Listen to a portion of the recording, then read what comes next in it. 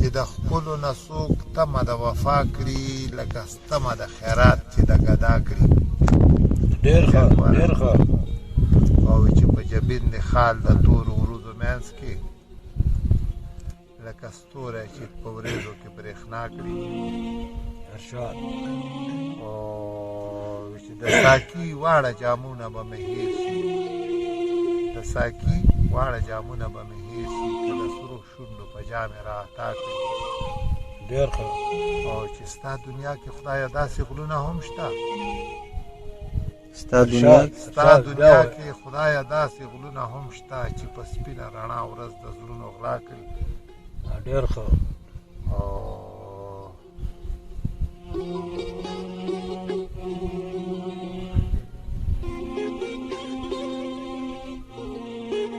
چاپریدی وایي دا هغه ښکلي نه دي